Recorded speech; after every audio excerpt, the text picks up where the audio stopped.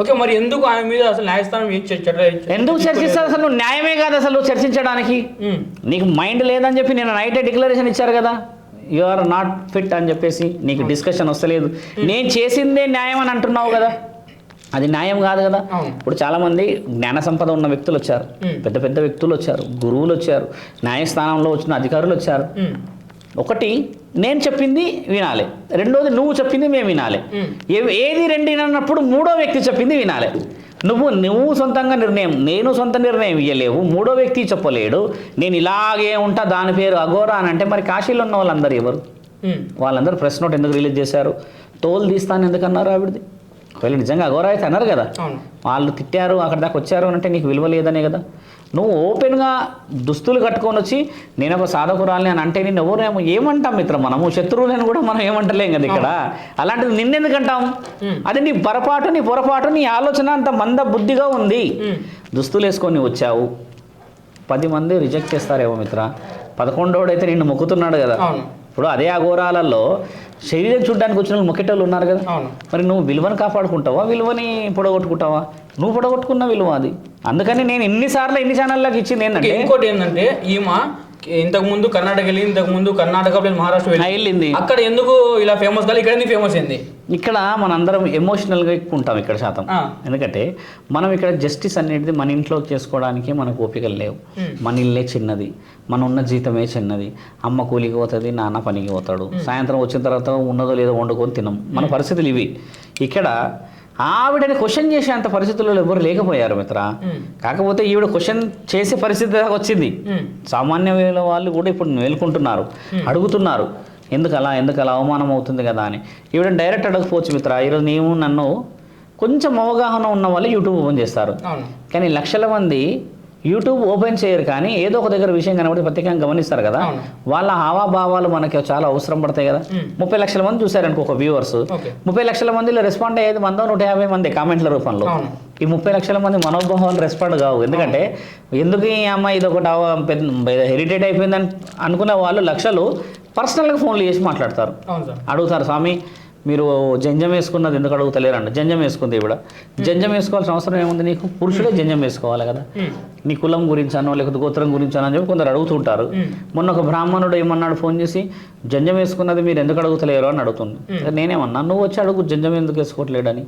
ఫోన్లలో మాట్లాడితే అయిపోతుందా? మీరు రావాలంటే లేదు స్వామి మేము ఎడవసాం స్వామి, మీరు అంటే అన్నిలు కనబడుతున్నారు కాబట్టి చెప్పగలుగుతాం అంటారు. అంటే మనిషి యొక్క భావాలను ఎక్స్ప్రెస్ చేయడానికి ఈ యూట్యూబ్ అనేది సరైన చోటు కాదు మిత్ర. సరైన చోటు అనేది ధర్మం, సరైన చోటు అనేది న్యాయం, సరైన చోటు అనేది మన అందరం కలిసి వెళ్ళే ప్రయాణం. నువ్వు ఇందులో ఉండి హల్చల్ చేస్తున్నావు అంటే సొంతంగా తెలివి తక్కువ శాతమే ఉండి ఈ యొక్క అపార్ట్ ఫ్రమ్ ది మైండ్ ఆలోచించడమే ఈ ఛానలైజేషన్. ఓకే. ఇంకోటి చూసుకుంటే అఘోరా కూడా వచ్చారంటే చాలా మంది చెప్తున్నారు కదా, అఘోరా అని. అఘోరా ఉన్నాడు, అఘోరా 100 సార్లు తిరగొచ్చు ఇక్కడ, దుస్తులు వేసుకొని ఉంటాడు అఘోరా. ఆయన దుస్తులు లేకుండా వచ్చాడంటే ఆయనకు అంత సీన్ లేదు, ఆయన కావాల్సిన మర్యాదలు భయంకరంగా జరిగిపోతాయి అక్కడ. కాశీ నుంచి పురుషులు దిగుతారు, ఈవిడ స్త్రీ శరీరం కాబట్టి ఆగిరు, లేకపోతే అక్కడ నుంచి ఎప్పుడో దిగేసేసి అఘోరాని నేను అఘోరా అని అనుకునేలోపు వేసుకొని పోతారు ఈడ పెట్టుకొని. మామూలుగా వేసుకోపోరు, అది కూడా అన్ని మర్యాదలు చేసి అతిథి ముఖ్యంగా తీసుకొని పోతారు. దుస్తులు లేకుండా ఏ సాధకుడు కూర్చోడు, అది ఖచ్చితంగా వేసుకోవాలి. మారుమూల ప్రాంతంలో కొండజాతి ప్రజలను చూస్తాం మనం, వాళ్ళు ఒక చిన్న క్లాత్ అడ్డం పెట్టుకుంటారు. వాళ్ళన్న చూసి ఆలోచించాలి కదా మిత్ర. వాళ్ళు ఎక్కడో ఉండి దుంపలు దిగే తెగ మనుషులే వేసుకుంటారు. ఇంత పెద్ద చరిత్ర ఉన్న దేశంలో నడుస్తుంది అంటావు? నడవదు. ఆవిడ ముమ్మాటికి అబద్ధం, అవాస్తవం. మేము సిద్ధమే దానికి, ఎక్కడికైనా రెడీ. కాబట్టి ఏంటంటే మీరు కూడా ఆవిడ ఆవిడ వచ్చేంత సీన్ లేదులేండి. ఇంకా తాట తీస్తే చేసేస్తానంటే తాట తీసేటోడు ఎవరు చెప్పరు.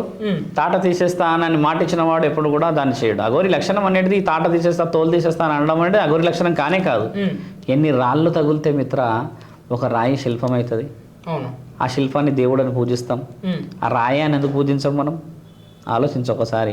ఈ దేహానికి ఎన్నో దెబ్బలు తలుగుతేనే సాధువో గురువో గురినివో నువ్వు ఏదో ఒకటి అవుతావు మిత్ర. శివుడు అంత సులభంగా శరీరాన్ని ఇచ్చిండొచ్చా? ఏ దేవుడైనా సరే ఎన్ని బాధలు పడితే ఆయన దేవుడు అనిపించుకుండొచ్చు.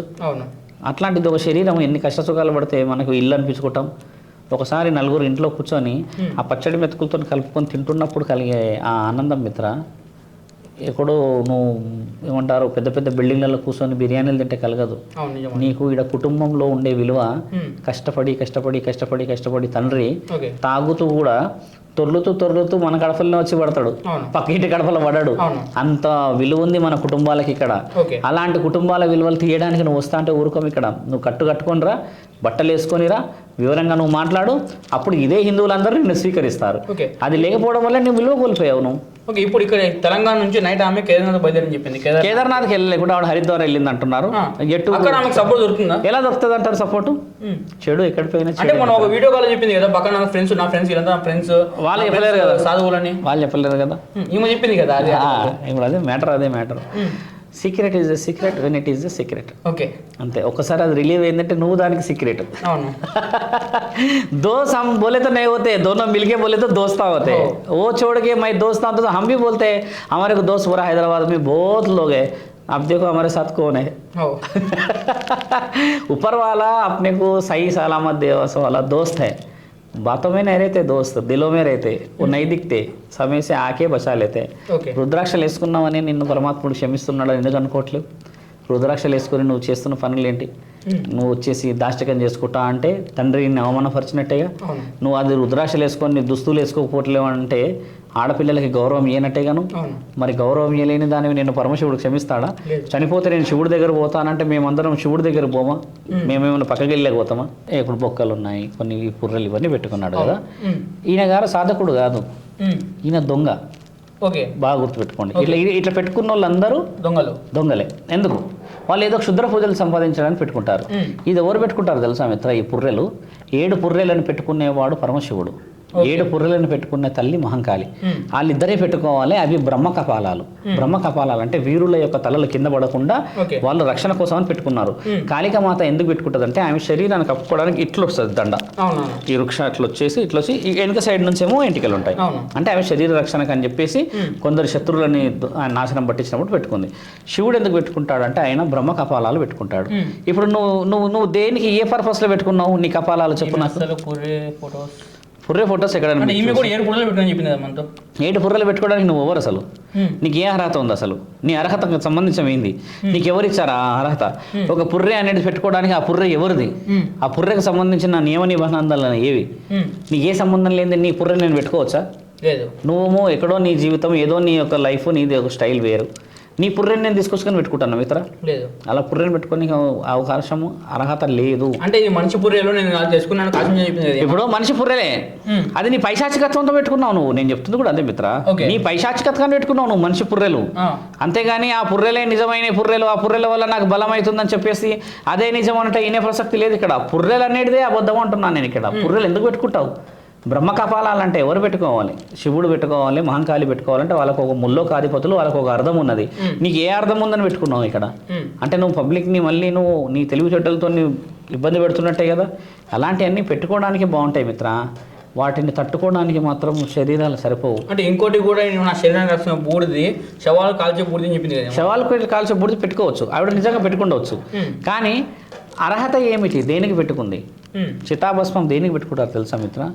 శరీర రక్షణకై మంచు ప్రాంతంలో ఉన్న వాళ్ళు పెట్టుకుంటారు. ఓకే, ఆవిడ ఈడ మరి ఎక్కడుంది పెట్టుకోవడానికి? ఈడ మంచు ఉందా? లేదు. పొద్దున వర్షం వస్తేనే సాయంత్రం మళ్ళీ మనకు ఇక్కడ ఎంత వేడవుతుంది. అలాంటిది ఈవిడ ఎందుకు పెట్టుకున్నది? దానికి అర్థం చాలుంది. చితాభస్మం పెట్టుకోవడానికి చాలా కారణాలు ఉన్నాయి. అందులో సింపుల్ కారణం ఎందుకు చెప్పిన అంటే ఏ ప్రాంతంలో పడితే ఆ ప్రాంతంలో తిరుగులు పెట్టుకోవడానికి అర్హత లేదు. కాబట్టి ధైర్యంగా ఆలోచించండి. ఇలాంటి వ్యక్తుల్ని మనం ఎంకరేజ్ చేయొచ్చును, కానీ మనకు అనుకూలంగా ఉన్న వాళ్ళని అయితేనే మనం ముందుకు తీసుకెళ్ళిపోగలగాలి మిత్ర. అది ముఖ్యమైనది. ఇప్పుడు వాళ్ళు జనసంచారం ప్రకారంగా మీరు అన్నట్టుగానే చాలామందిని చూస్తాం మనం. చూసినప్పుడు వాళ్ళు నిజమైన సాధకులు ఎవరైతే ఉంటారో వాళ్ళు 5-6 మంది అడ్డుగా నిలబడి వారికి ఉన్న గోచిలు, వాళ్ళకున్న ఏదైతే దుస్తులు ఉంటాయో దాన్ని అడ్డం పెడితే అందులో గంగా స్నానం 3 సార్లు మునిగి అదే క్లాత్స్ని నీళ్ళల్లో పిండి ఆ పచ్చి బట్టలు తీసుకొని వెళ్ళిపోతారు కట్టుకొని. మొన్న కాశీ అయినా చెప్పింది కూడా అదే. నిజమైన అఘోరాలు, నిజమైన సాధువులు నగ్నంగా కనబడరు. అలా కనబడ్డ వాళ్ళందరూ మేము ఇందాక చెప్పినట్టుగానే నిజమైన సాధువులు కాదు. ఖచ్చితంగా ఆ మాట మాట్లాడవచ్చును. ఎందుకంటే వాళ్ళు వచ్చి స్నానాలు చేసేస్తున్నారు పోతున్నారు అని అంటే వాళ్ళు ఎవరికి కనబడ్డారు? అది కూడా అవసరం కదా.